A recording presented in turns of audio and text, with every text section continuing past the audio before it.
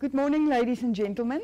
Thank you for coming, and also welcome to those of you that will be listening about this lecture on the YouTube video. I am Professor Magda Slabbert, so I am your lecturer for this subject. Those of you who failed it and are here for the second time, Dr. Monyongane unfortunately left UNISA. He is now with UKZN. So at this moment, I am the only person responsible for professional ethics. Right from the start, I start with a huge apology. I don't know what went wrong with the study guide. At no stage did either myself or Dr. Monyongane indicate that we're not going to use it anymore. But they didn't print enough. So some of you might not have a study guide, and I apologize. But it is on my UNISA, so you can download it there or use it electronically. So it is out of our control. It is an administrative mess that we do not know how it happened. I think where the problem came in, and this is also a warning to all of you, the whole course is changing next year.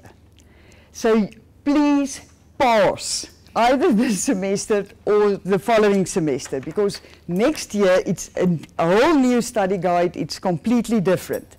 And then there might be a mix-up or whatever. You will have to study all over again. So please, that's also why we're doing this YouTube video, is in order to help as many of you to pass, so that we don't sit with some who studied it this year and now have to adapt to the new study material. Okay, then I'm going to do general matters first. Students send a lot of emails concerning assignments. I cannot help you at all with that. You will have to go through the assignment section. Some of you realize after you've submitted your assignment that you didn't attach the honesty declaration, or you forgot something. You cannot email it to me. There is no way I can link the two, because we get your assignments electronically. It is routed through to, we have 4 markers. It's routed to them and they assess it. But in this round, you will only lose 1 mark if you did not include the honesty declaration. So that it is not a train smash as such, but I cannot accommodate it, neither a sick note or where you ask extension. We just cannot do that. UNISA is too big. We are just a small part, so we just do the actual finalization. So you cannot. You have to go through the assignment section, either with a sick note or if you want to resubmit or whatever. They have to do that. I cannot do that. The due date of assignment 1, which is the written assignment, have been extended to the 13th of April. There was an announcement on my UNISA, and therefore, some of you might think, why aren't we marking it and you're waiting so long? But we cannot send it back because a lot is still submitting. So just bear with us. Speaking of the assignments, always at the end of an exam when a student failed, they come to my office and they say, but I got 90% year mark.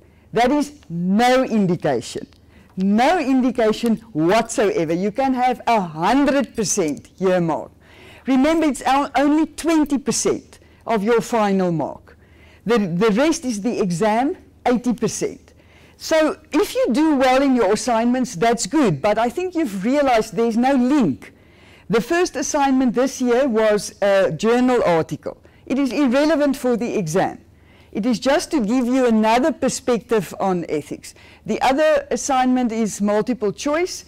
That is just to force you to go through your study guide. But there's no connection between what happens in the assignments and what actually then happens in the exam. So keep that in mind.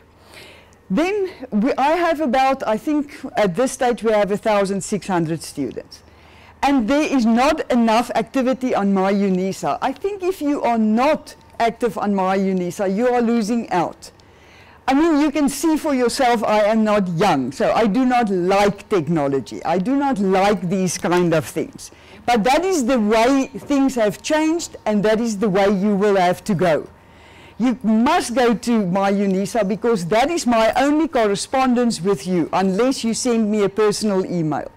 You have to check out for the announcements, and there's a WhatsApp group, and it helps. I mean, even this whole thing today went through the WhatsApp group, otherwise a lot of people would not have known. So please be active on My UNISA. Ask your questions there. I try on a daily basis to go and answer. Otherwise, your fellow students answer you. And that's the nice thing. I do not have to answer everything because one student will answer another student. Okay, so that then concerning My UNISA. Then previous exam papers. Students also send me emails and ask for previous exam papers. I don't have it. We don't have access to it unless it's in a file, and I'm not allowed to scan it through to you. The administration will provide you with previous exam papers on the My UNISA site. And speaking of that, if you don't like the study guide, if you don't like the subject at all, if you don't like me, at least go through the previous exam papers. You will see that we ask the same things over and over again, because the study guide is so thin that there's only so many questions we can ask. So there is a repetition of other exam papers. And remember, some lecturers are also lazy. It is easy to cut and paste from other exam papers. So it is a huge benefit to go through other papers. Then keep your study guide next to you. Students also send me emails and say, can you please provide me with the memorandum of the exam of last year, first semester? No, I can't, because our memorandum is the study guide. We do not ask anything that is not in the study guide. Unless it's a small case scenario where I'll come to that, where we will say you are an advocate and you have to defend a child molester or something like that. That specific example is not in your guide, but the principle is in your guide. So we do not ever provide memorandums, as the memorandum is your study guide. Speaking of that, the markers. We have 4 markers, and they have marked for us for now for 4 or 5 years. So they know what they are doing. But you have a right, after the exams, to buy a copy of your exam script. So you can request it from exams. I do not provide it for you. You must request it from exams. Then they will send you a copy of your exam script. Then you can go through it and see whether you were treated fairly or not. Each of you know, once you leave that exam hall, you know in your heart, either I failed this, or I'm going to get a distinction, or I'm 50, 60. And then when the results come and you expected more and you got less, go through the process, buy your script, check where you went wrong. And then you can come and contact me if you see there's a huge mistake. Remember, people, the markers and myself, we are human. We can make mistakes. All of our markers mark around about 400 exam scripts. So you do get tired, you might make a mistake, but we try not to. If you come to my office after the exams, I can only assist you when there's a calculation error. I cannot remark your script. That's a different process. If you feel that something went wrong in the exams and you want to ask a remark, once again, it's an administrative process where I have no control or input. The scripts are sent to a lecturer at University of Pretoria, who then gets a memo and then go through the script and see whether the marks allocated were fair or not. In the, about 9 years that I'm involved in the subjects, the marks have never changed. The one at University of Pretoria is stricter than we are, so the marks sometimes go down. But that is a chance that you take. Do not take it for granted that if you ask, you pay for that whole process, for a remark that you will do better. I can only change it if there's a calculation error or if the marker for some or other reason didn't mark a question. Then I can do it and recalculate your marks. But for the rest, it is out of our hands. Then let's just see how now to approach the exams, because that is the biggest question. As I've said, go through previous exam papers. If you go through the previous exam papers, each question is testing a principle in the study guide. So go and find it and see whether you can answer. I think the biggest mistake is that people underestimate this subject. For some or other reason, when you did the law of contracts or the law of delict or criminal law, you studied like a parrot. You memorized everything. You know it. And now you come to ethics and you page through this guide and you think, oh, but I know what is right or wrong. I know what's a good lawyer. I know what it means to be honest. Until you're in the exam room and you must now write 10 marks on honesty. And suddenly you realize, oh, I've got nothing to say. And that is a huge problem. The answers are too short. There's not enough ticks for us to make.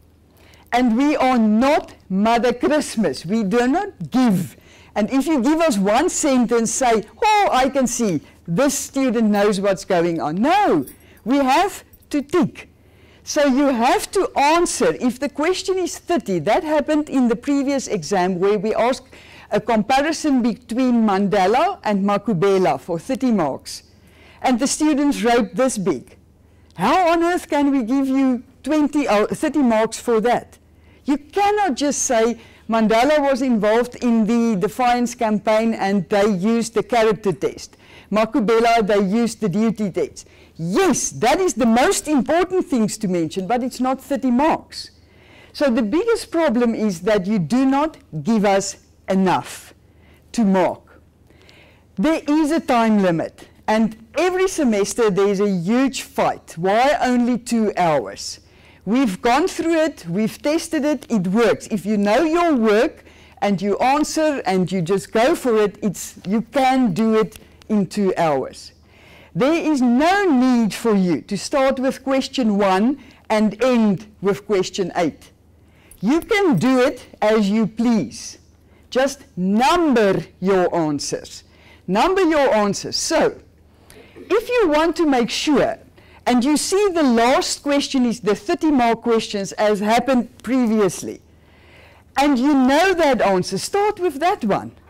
And then, because some students doesn't finish, so you get to the 30-mark question and you can see the student could not finish.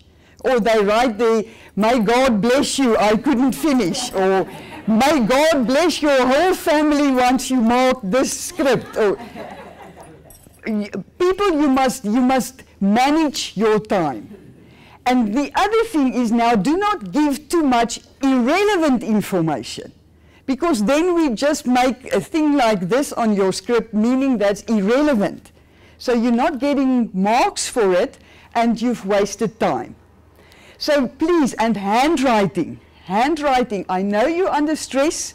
I know there's only 2 hours, but if we cannot read, we just don't mark it. You will see if you buy your script, and at the front it's written handwriting, then the marker could not read everything.